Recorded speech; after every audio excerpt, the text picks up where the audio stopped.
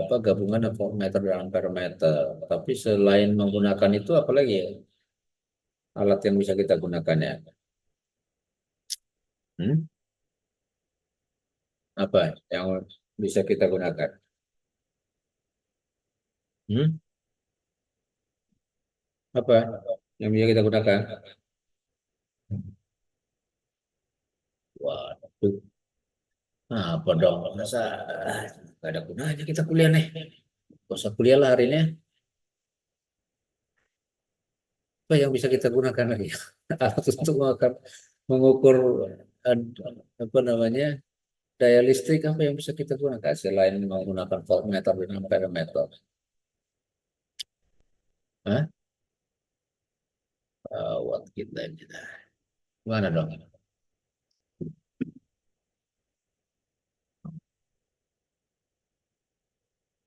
Hmm?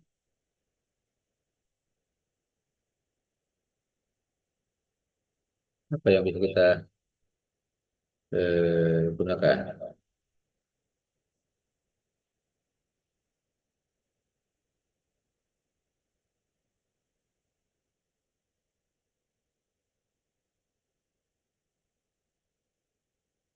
Apa kemarin? Apa yang bisa kita gunakan? Kita pakai untuk mengukur apa namanya? Mengukur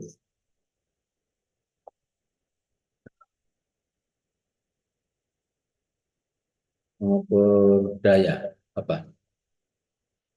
Hah? Apa kemarin? Waduh, gawat nih. Trafo instrumen bukan, Pak? Apa instrumen? Apa instrumen? Itu salah satu alat yang bisa kita pakai untuk membantu pengukurannya. Ya, kalau yang diukur itu adalah arus dan tegangan yang besar. Apalagi alat ukur untuk apa namanya, alat ukur daya listrik. Ya, jadi kemarin kita bisa menggunakan apa? Voltmeter dan ampermeter kan? Benar gak sih? Ya, ini kan simbolnya V, ini kan, ini I, bahwa daya adalah V kali I, gitu ya. Berarti kita kalau mau mengukur daya, ini daya ini satuannya apa? Daya. Watt, Pak, Watt. Wah, berarti di sini volt, ini adalah volt, dikali ampere, ya kan? Berarti kita bisa ukur dengan menggunakan voltmeter dan ampermeter. Kemudian, eh, selain ini bisa kita gunakan apa? Arif? Hah? Ini kemarin kan sudah kita bahas ini. Dinamometer, Pak. Ya, dinamometer itu salah satu jenisnya. Jadi ada wattmeter kan. Jadi ini adalah alat ukur apa?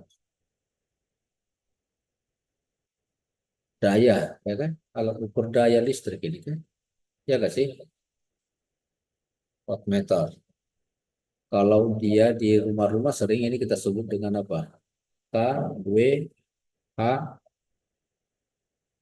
meter. K-nya ini apa sebenarnya? Hah? Apa Kilowatt, ini? Pak. Ya, kilo. Ini watt. Ini apa? Hanya coba. Hmm? Hanya itu apa? Hanya? Hmm? Apa hanya? Ini hour. Ya, jadi jam. Berarti kalau kita bicara kWh meter, berarti kilowatt hour. Berarti dia udah sekian watt sekian kilo, sekian watt, tapi dikalikan dengan power, jam, ya.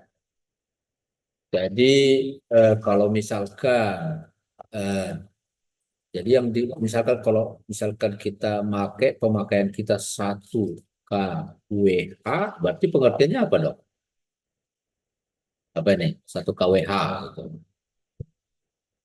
Hmm? Apa pengertian 1 kWh? Hmm? Apa pengertiannya? Kalau wah ini tagihan saya sehari ini apa di bulan ini saya pakai 20 kWh. Apa dong itu? Ini ngulang loh ini. Kemarin harusnya udah harus dikembangkan gitu loh. Jadi kita bicara ala ukurnya, tapi kan udah harus dikembangkan harusnya. Kita udah bahas kemarin ada powerometer, tadi ada dynamometer jenisnya itu kan. Itu udah. Jadi kuliah itu harus seperti itu, nggak bisa semua kita bahas itu, nggak ada waktu kita. Jadi harusnya mengembangkan sendiri. Sekarang apalagi sekarang internet mau udah lengkap semua ya. Kan udah nggak kemana-mana, tinggal duduk santai gitu kan. Makanya yang di search jangan malah buka-buka apa apa YouTube yang nggak berguna lagi. Kalau yang berguna nyarinya di YouTube ya bagus. Nyarinya di TikTok gitu, di TikTok yang nggak berguna juga yang dicari gitu. Kalau yang berguna ya bagus. Kan? Nah, jadi 1 kWh misalkan. Apa kalau misalkan pemakaian kita 1 kWh dalam 1 bulan? Pengertiannya apa, Pak? Hmm?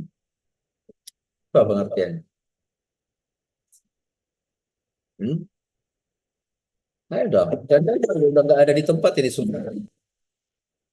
Ada nggak di tempat? pemakaian pemakaian daya dalam 1.000 watt gitu Pak. 1.000 watt, berarti ini 1.000 watt apa? Izin menjawab, Pak. Ya, Pemakaian 1 kilowatt dalam hitungan jam, Pak. berarti 1.000 watt hour. Berarti kan gitu, 1 kW kilonya itu kan 1.000, berarti 1.000 watt hour. Berarti pengertiannya apa? Kalau seandainya eh, kita make misalkan kalau pemakaian kita dalam 1 bulan 1.000 watt hour, berarti seandainya secara rata-rata dalam 1 hari misalkan eh, katakanlah eh, ini dalam 1 hari itu kita pakai 5 jam itu. Dalam hitungan 1 bulan itu 30 hari. Ya, berarti ini secara rata-rata aja hitungannya. Berarti per harinya berapa watt kita pakai? Secara rata, pokoknya merata gitu 1 hari itu. Ibaratnya kita pakai lampu, hanya lampunya sekian watt. Gitu. Pengertiannya gimana? Berarti kan 30 hari. 5 jam dia kita pakai setiap harinya. Berarti 5 kali 30 berapa ini? Berapa? 150. 150 kan gitu kan. Berarti 150 hour. Berarti kan? Ya kan? 150 jam. Gitu ya. Berarti kalau 150 hour, berarti kalau 1.000 watt hour, berarti per harinya dalam 1 hari berapa watt berarti kita pakai? 6,6 Pak. 6,6 atau 1.000 per 150 apa watt ya atau 6,6 tadi watt. Berarti lampu kita sebesar yang konsumsinya 6,6 watt, dia hidup terus setiap setiap 5 jam 1 hari. Besok 5 jam lagi, 5 jam lagi. Nah, ini nanti kita pemakaian kita dalam 1 bulan itu 1 kWh. Berarti kalau misalkan dia yang dihargai kan kalau kita PLN itu di PLN itu eh, 1 kWh berapa gitu, berapa rupiah gitu. Apakah Rp2.000, Rp3.000? Nanti tagihannya dia beda-beda dia tergantung pemakaian. Ada kelasnya, gitu ya. Ada yang kelas subsidi, ada yang kelas subsidi itu sekarang yang disubsidi ini kelas subsidi itu yang 450 watt pemakaian. Jadi maksimum mereka 450. Jadi kalau misalkan ada 500 watt, alat kita nggak bisa nih, Pak. 450 watt. Jadi dia hanya bisa maksimum 450 watt. Nah, sebenarnya nggak nyampe juga sebenarnya. Jadi nggak nyampe sebenarnya 450 gitu ya. Jadi ya sebenarnya VA karena kan yang tegangan berapa tegangan kita? Tegangan di rumah itu berapa? Berapa tegangan yang tegangan di rumah kita itu berapa itu? Hah? Astaga, nanti arah elektro 200, Volt. 220 Pak. 220. Oh. Nah, jadi kalau langganan kita ada yang 450 VA namanya, ya 450 VA. Jadi dia hanya arusnya sebenarnya hanya 2 ampere itu misalnya. I-nya nanti dia 2 ampere. Berarti ini sebenarnya 200 atau 440 VA gitu ya. Maksimumnya itu VA, volt ampere. Kalau watt apa watt? Watt itu berarti VA hubungan watt dengan VA. Jadi VA ini sama dengan watt. Sorry, balik. Saya hapus dulu. Jadi watt itu adalah watt sama dengan VA dikali apa? Cos P. Cos P-nya ini apa? Ini namanya power factor. Ya, power factor atau cos P. Nah, faktor daya. Ini power factor. Power factor itu idealnya yang paling bagusnya sih kalau bisa ini satu. Tapi nggak akan pernah kita dapatkan satu. Karena apa? Karena selalu ada perbedaan antara apa namanya sudut fasa tegangan dengan arus.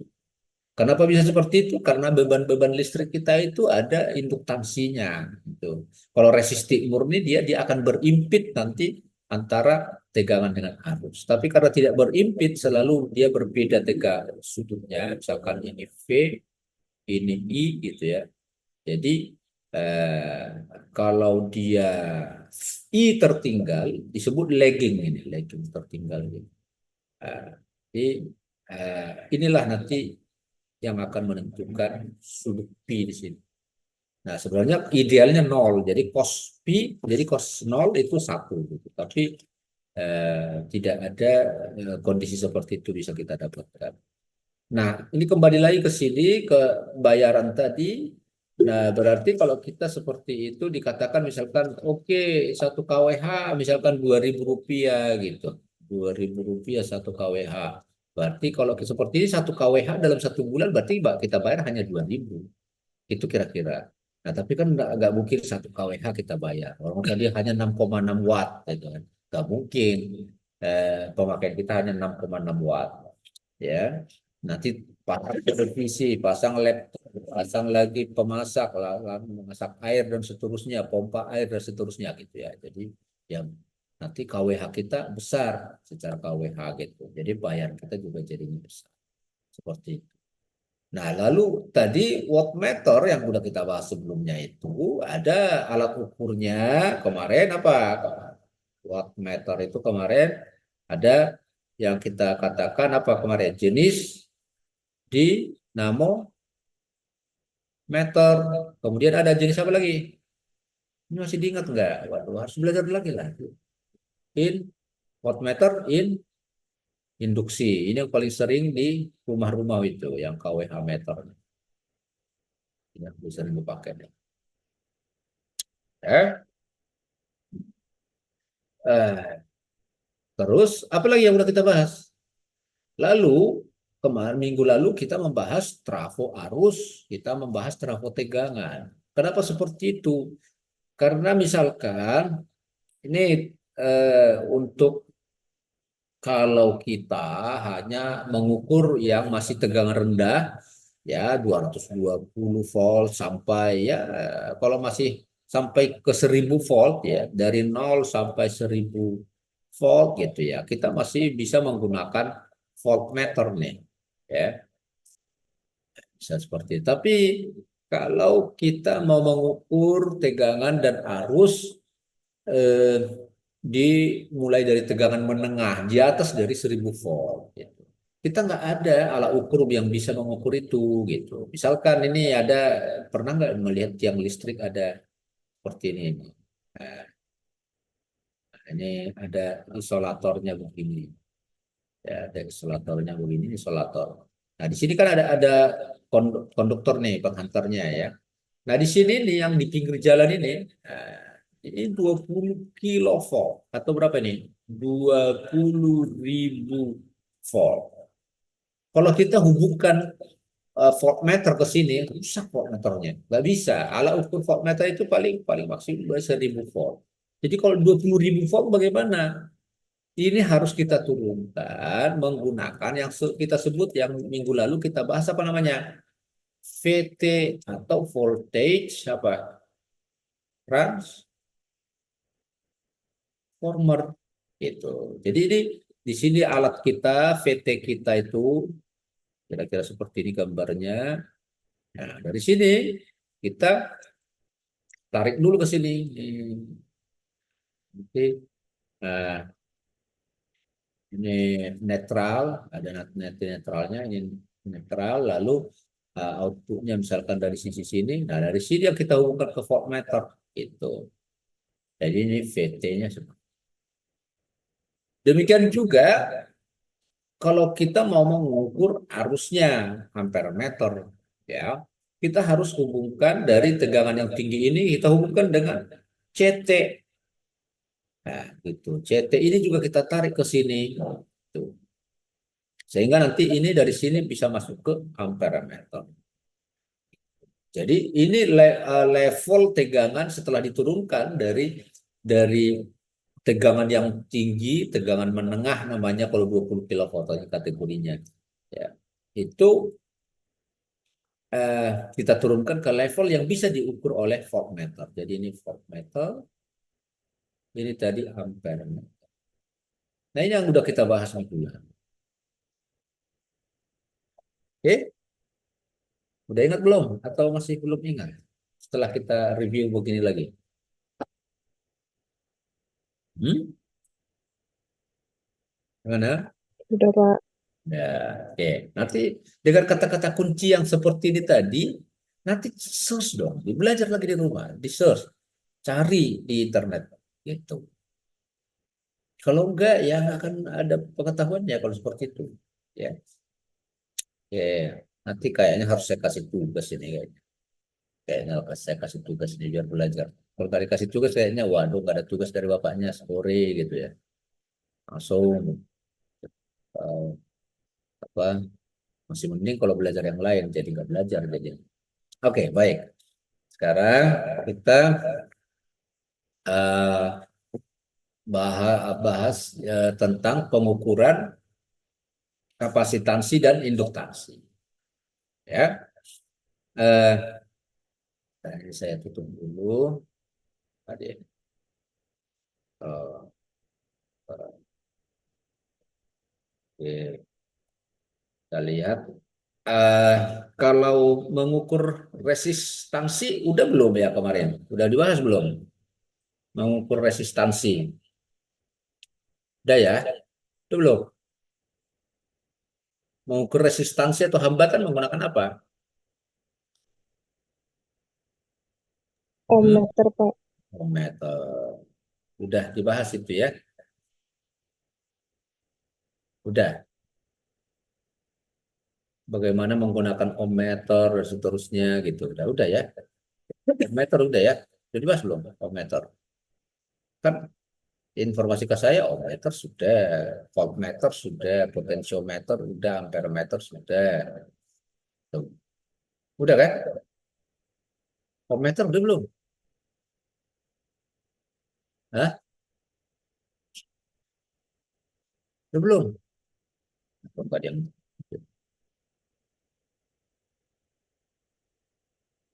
Udah, Pak. udah. Oke. Sekarang kita masuk ke pengukuran kapasitansi. Udah tahu belum alat ukur untuk mengukur kapasitansi? Udah tahu?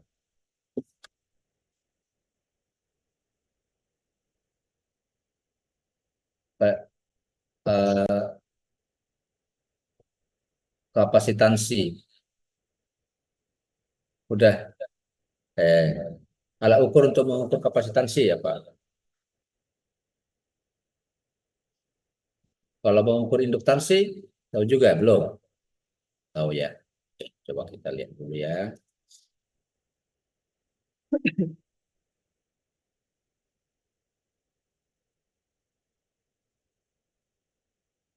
Oke.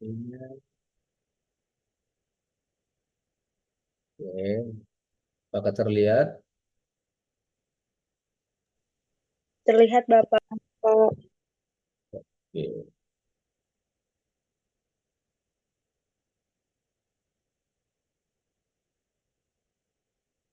Oke. Nah, kita akan membahas pengukuran kapasitor dan induktor.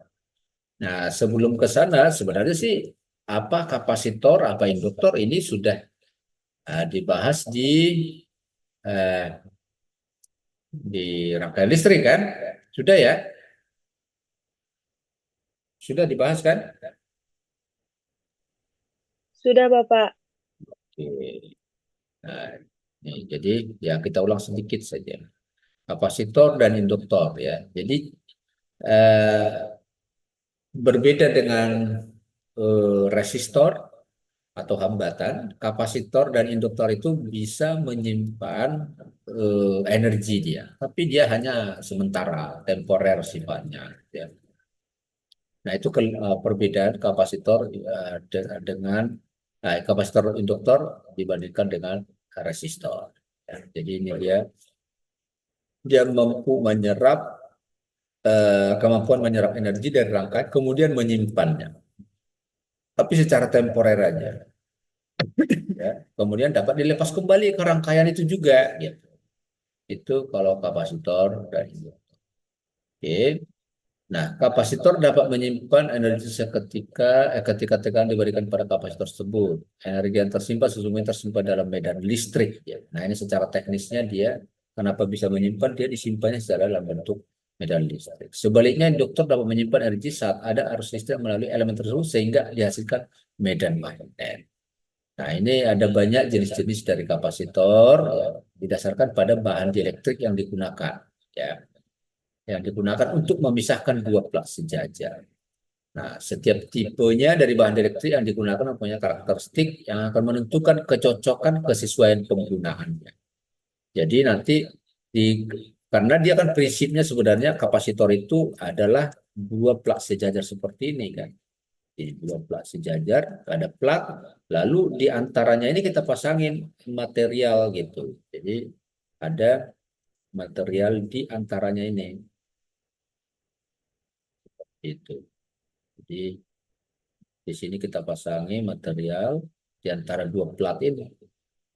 Nah, plat di sini nih bisa material di situ bisa dengan box, mylar, polistireen, kertas terimpregnasi, bisa mika, bisa gelas, bisa keramik.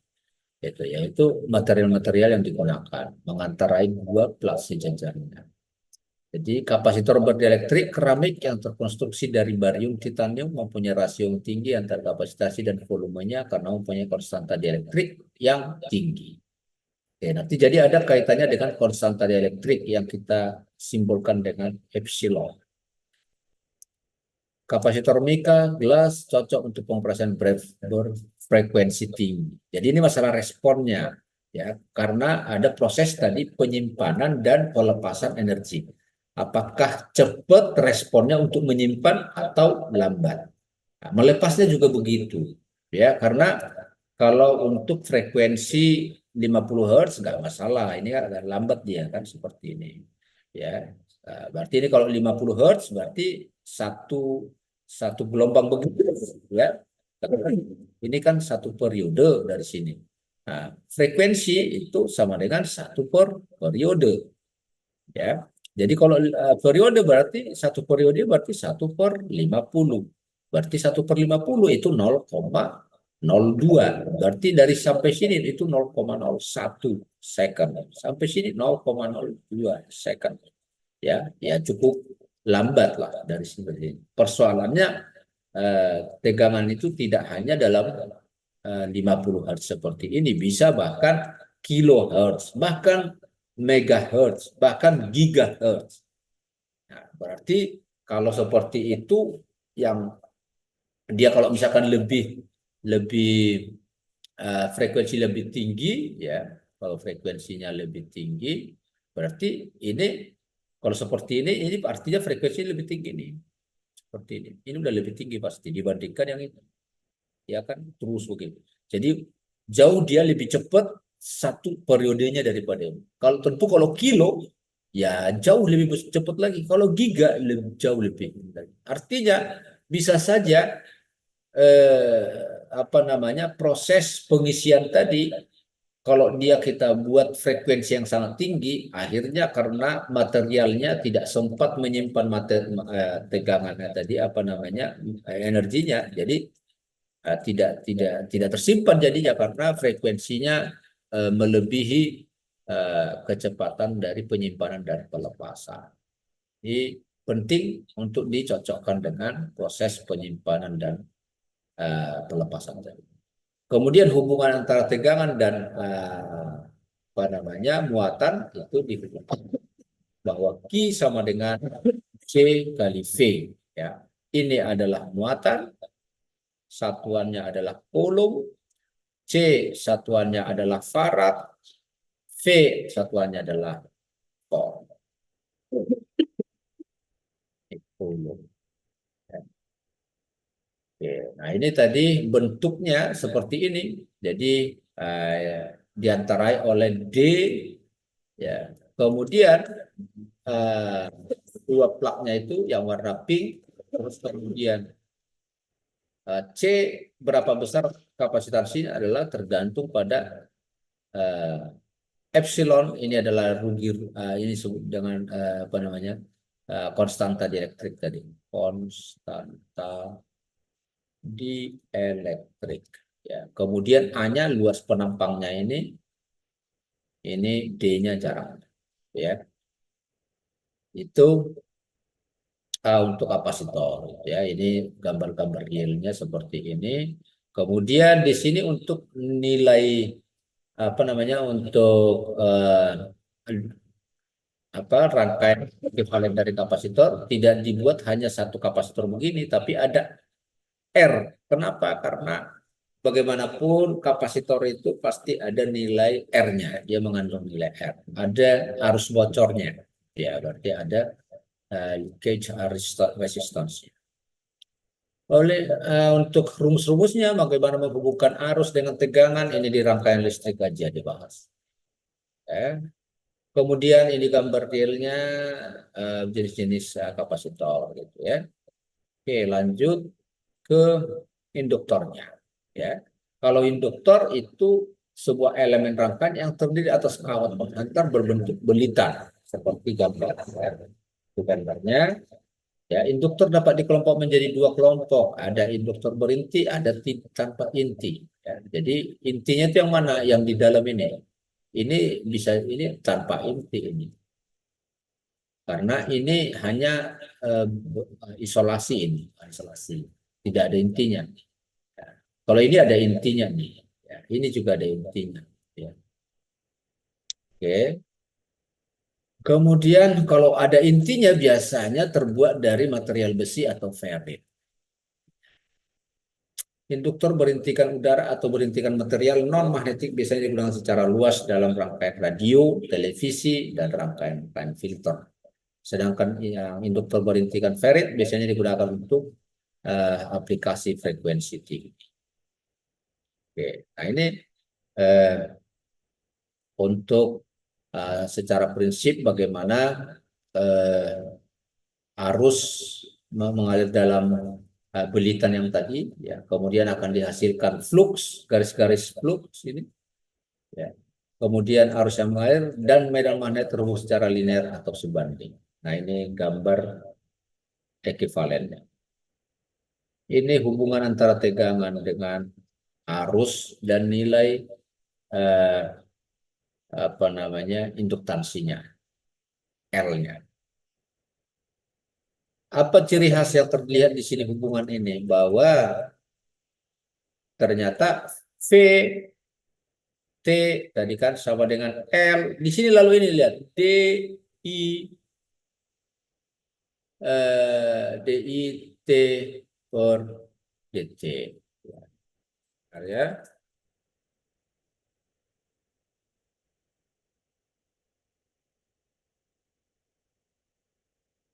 Ya.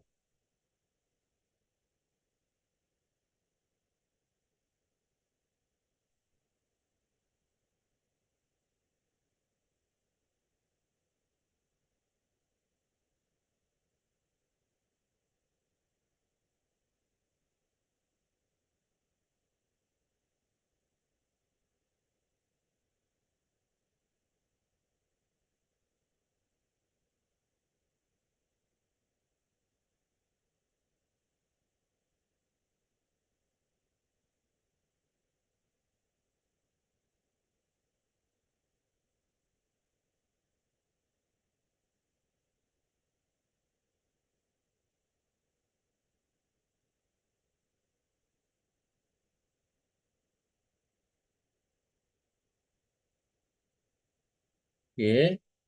Nah, apa yang bisa kita lihat di sini bahwa tegangan itu sebuah induktansi. Jadi kalau kita berikan tegangan seperti ini kan tegangan dari sumber sini. Kemudian ada arus mengalir di sini. L di sini, tegangan di sini akan terbentuk PL sini. Kalau IT-nya ini adalah AC atau tegangan atau arus bolak-balik. Kalau dia DC nggak akan ada dihasilkan VL. Kenapa? Karena rumusnya tadi ini harus ada DIT per DT. Ini artinya apa? Ini artinya adalah perubahan arus terhadap waktu. Jadi ada DIT. Jadi pengertian DIT per DT ini adalah membacanya ini adalah perubahan arus IT terhadap DT. Jadi ada perubahan. Artinya kalau dia konstan, dia linear aja begini, nggak ada perubahan. Tapi kalau dia bolak-balik begini, dia ada perubahan. Nah, ini akan terbentuk DIT per DT dikalikan L, tegangannya terbentuk. Jadi kalau dia kita berikan DC yang linear begini, nggak akan ada VT-nya di situ. Ya, itu sama seperti kapasitor juga seperti itu yang tadi. Kapasitansi tadi, coba kita kembali ke rumusnya. Nih, jadi mana tadi? Nah ini. IT sama dengan C dVCT per DT gitu. Jadi di kapasitor itu juga tidak akan ada arus yang mengalir kalau dia eh, tidak ada perubahan tegangan terhadap arus. Ya, jadi yang kita berikan harus tegangan bolak-balik begini. Ya, ada dia perubahan tegangan terhadap waktu. Kalau dia linear, apa namanya seperti ini, apa namanya DC gitu, linear seperti ini, ya udah tidak akan ada dihasilkan arus. Jadi nanti kapasitor jadi terhubung terbuka atau open circuit. Ya, oke. Sekarang kita akan masuk ini besaran-besaran yang ada di atau spesifikasi di kapasitor dan induktor. Oke. Spesifikasi induktor. Nah, sekarang kita bagaimana cara mengukur kapasitor ya? Ini dia. Ini contohnya nih. 25 volt 470 mikrofarad. Ya, jadi ini nilai kapasitansinya gitu ya.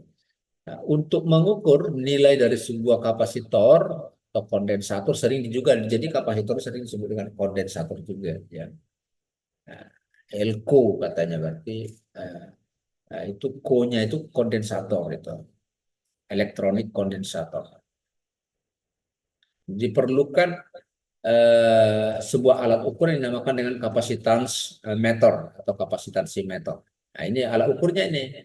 Jadi kalau tadi untuk resistansi tadi dikatakan ohm meter, ya. Tadi untuk resistansi ini ohm meter tadi kan. Nah, ternyata untuk kapasitansi kita membutuhkan yang disebut dengan kapasitans meter.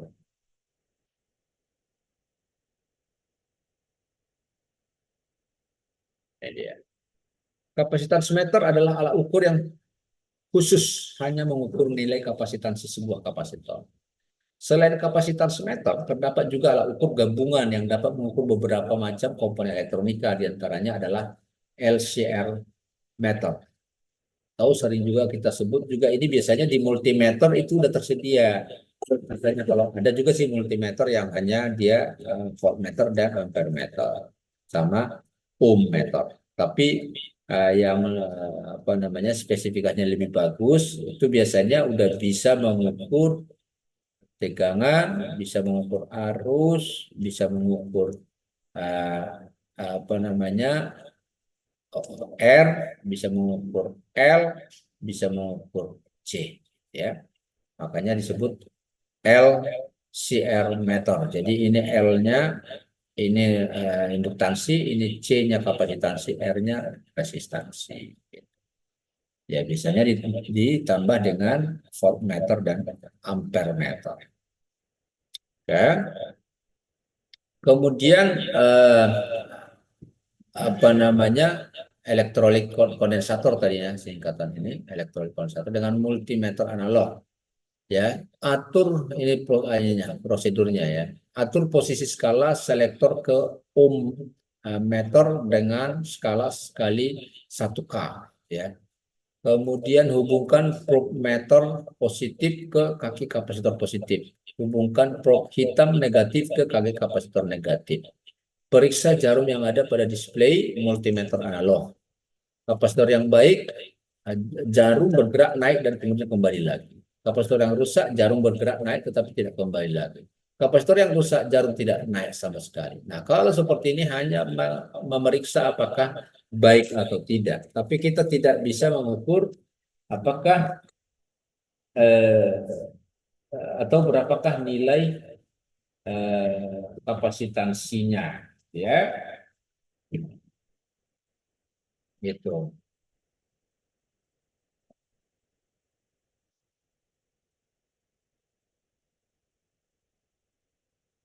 Oke, lanjut.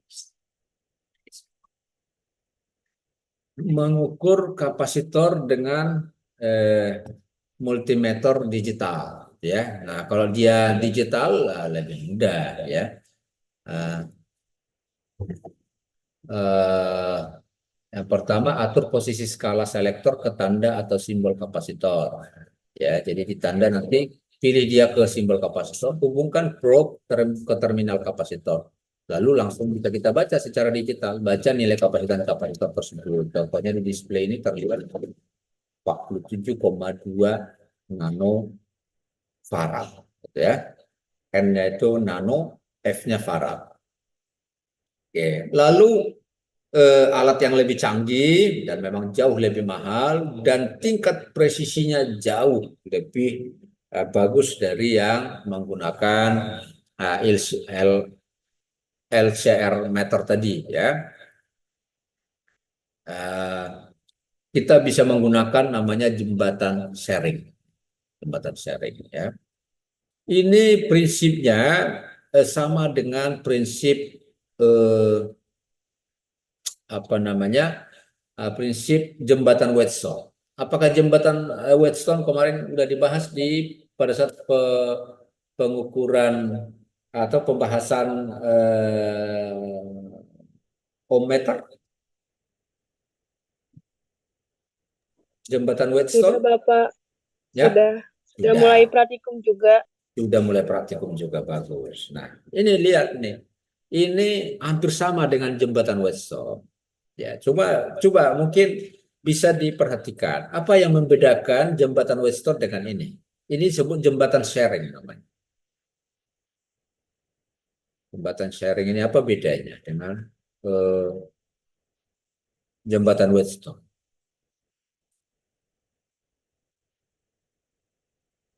Apa bedanya apa? Hmm?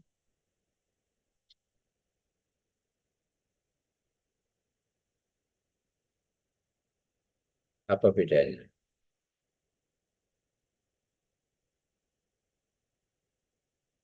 Nah, coba kita lihat ya.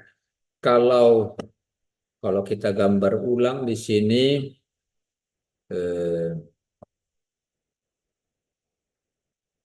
rangkaian untuk eh, jembatan Whetstone ya. Bentuknya kira-kira begini. Ini dari sini, ini ada R begini ya. Kemudian dari sini juga ada R ya. Kemudian di sini ada galvanometer. Kemudian begini. Kemudian di sini apa namanya? Ada R juga. Nah, di sebelah sini.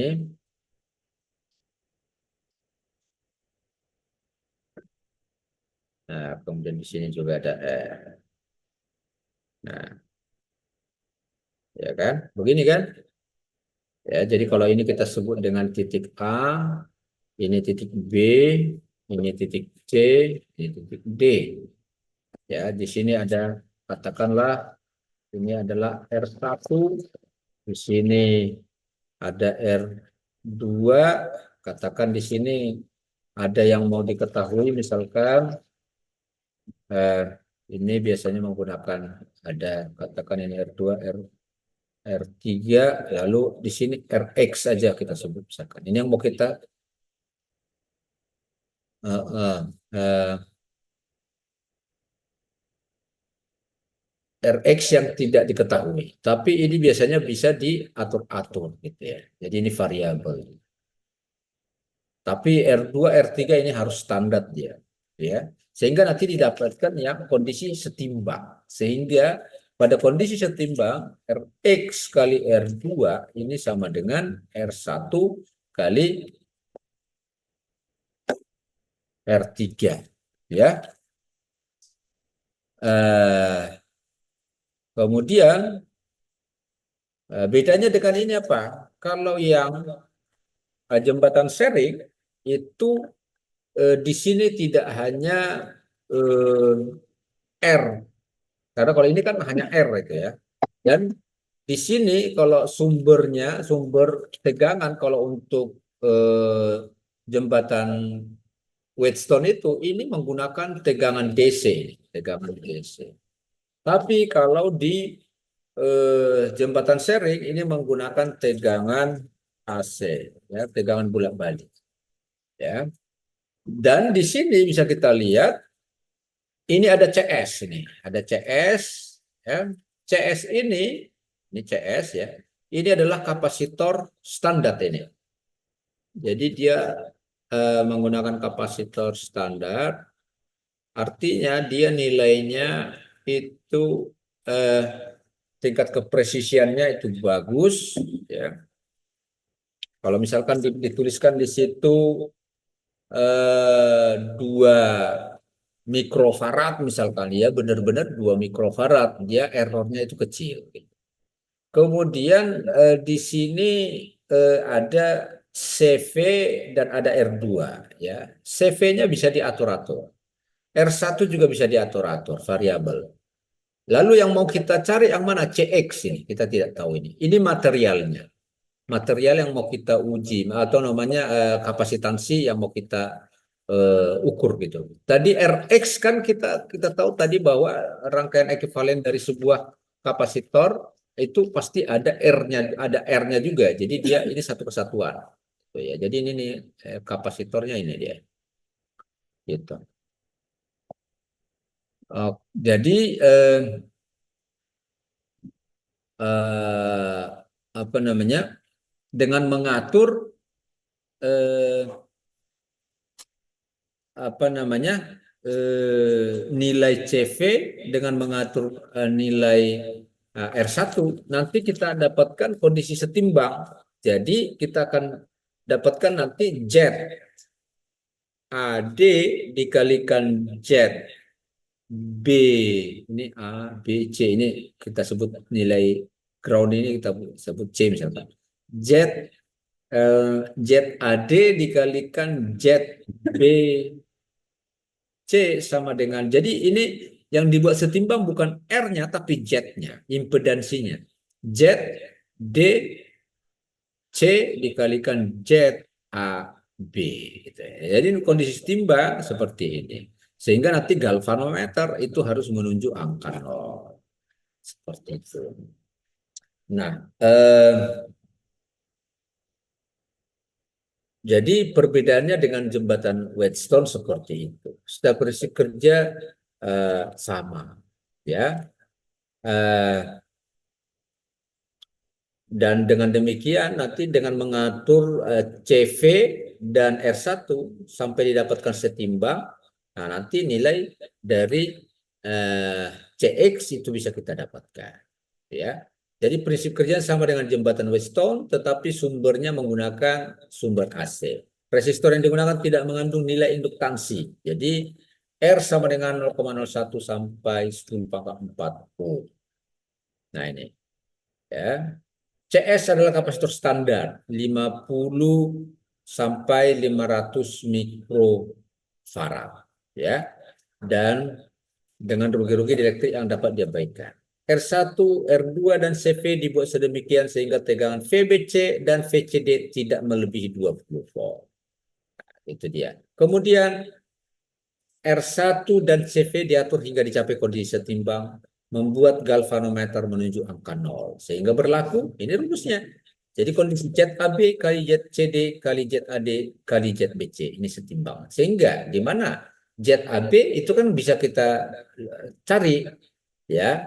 RX per 1 plus J, ini J ini ya, ini nilai imajiner. Kalau di waktu SMA ini ditulis I, ya, angka imajiner atau angka -1 sama dengan J.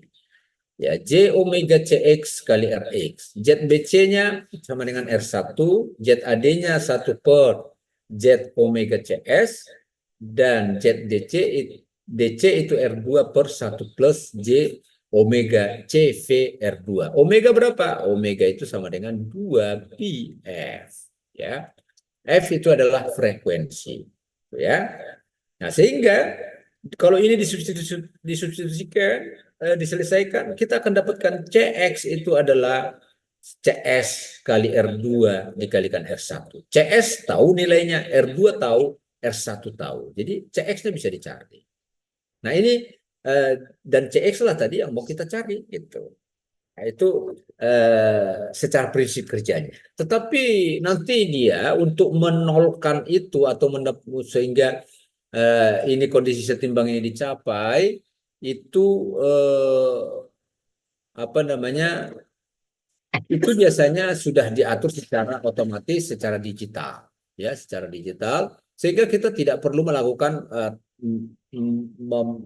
mengatur nilai CV ini lagi secara manual. Biasanya kalau yang canggih biasanya dia udah secara otomatis dikendalikan, jadi udah secara pengendalian secara elektronis, ya, sampai didapat nilai G-nya itu 0, ya, sehingga langsung nanti di displaynya langsung nilai ini yang langsung terukur, ya, langsung kita dapat CX-nya. Oke, ini dapat 200 pico farad misalkan gitu. Di display seperti itu. Nah, itu untuk pengukuran induktansi. Kapasitansi. Kemudian untuk pengukuran induktansi itu bisa kita gunakan osiloskop seperti ini, ya. Ini bisa lihat, ini adalah osiloskop dengan 2 channel, ada channel 1, ada channel 2. Kemudian yang mau kita ukur itu adalah LX, ini dia, ya. Kemudian di sini ada R standar, ya. Kemudian di sini ada ZI, ini adalah nilai dari yang sudah disediakan di rangkaian. Ini adalah P bolak-balik, ya. Kemudian apa yang bisa kita lihat dari sini? Di channel 1 nanti akan mengukur RS-nya, kemudian channel 2 akan mengukur tegangan di LX, ya. Ya, di mana hubungan dari sini bisa kita lihat nanti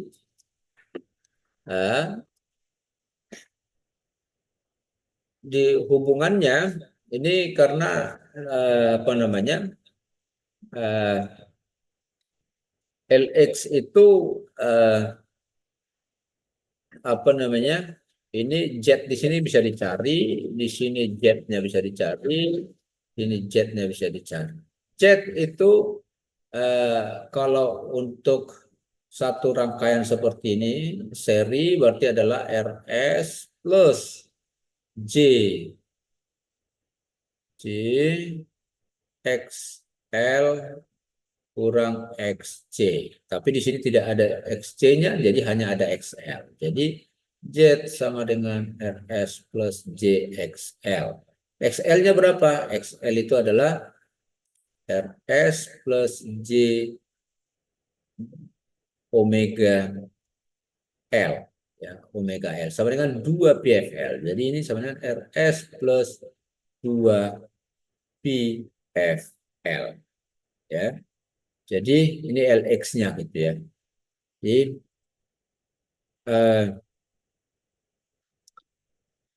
di sini akan dari osiloskop nanti kan akan kita dapatkan nilai tegangan itu ya. Tegangan di LX, tegangannya tahu, arusnya bisa dicari, kemudian jet-nya bisa didapat ya. Jadi LX-nya ini pada akhirnya nanti akan bisa kita dapatkan. Ya. Kemudian satu lagi menggunakan jembatan Maxwell. Nah ini sama ini dengan jembatan sharing yang tadi. Cuma bedanya ini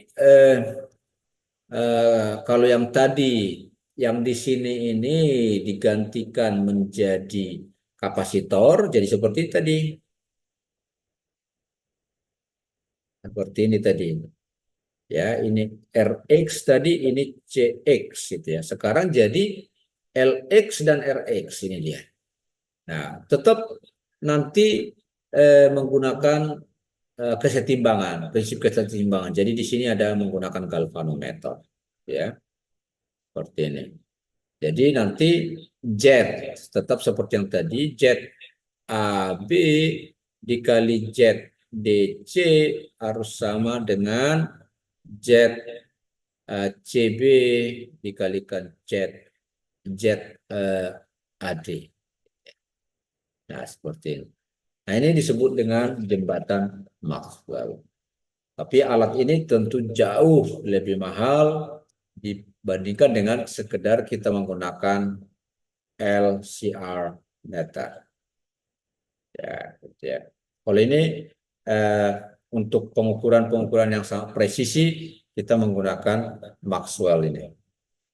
Ini untuk induktansi. Kalau yang untuk kapasitor kita menggunakan yang jembatan sharing ini. Ya. Oke, sampai di situ ada yang mau ditanyakan? Ya.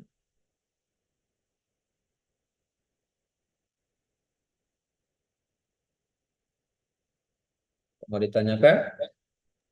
Pak Henry, izin boleh Ya. minta PPT-nya nggak Pak nanti? Oh iya, boleh. Saya masukkan di itu ya. Nanti saya masukkan di itu aja kali ya. Rich. Baik Di Pak. list ya. Baik Pak, terima kasih Pak. Oke, ya. Oke, baik.